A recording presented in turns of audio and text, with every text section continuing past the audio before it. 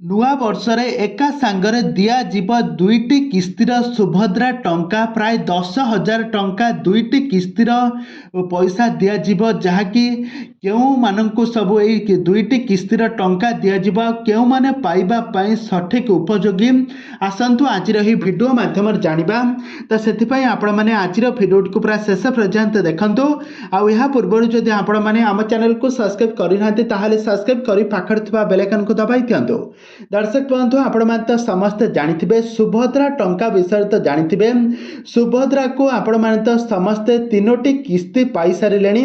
आउ आगामी दिन मानकरे माने 2026 जनवरी मासरे गोटे नुआ किस्ती माने चतुर्थ किस्ती दिया जिवो, किंतु वर्तमान समय जहाँ सुनिबा पई मिलुची शिक्षा आउ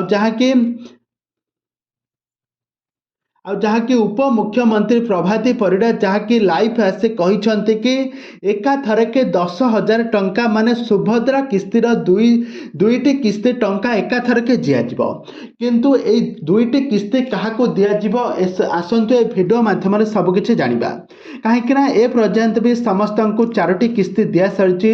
जो माने पछरे अप्लाई करथिले किंबा तृतीय किस्ती पाई नथिले सेही मानको ही तृतीय और चतुर्थ किस्ती नुआ वर्ष रे 10,000 टंका एका सांगरे तांको दिया जिवो। आउ जो माने 21 वर्ष एबे पूरी जाइछि आ वर्तमान समय से एबे नुआ अप्लाई करूछंती तांको मध्य एका सांगरे 10,000 टंका माने दुईटार किस्ती टंका दिया जिवो।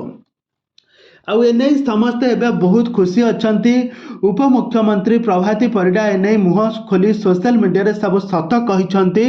आउ सबु सारा ओडिशा वासी को से बहुत भल पांती बोली मध्य कहिसंती। आउ सुभद्रा किस्ती पाई कामरे लगाइबा पई कहिसंती।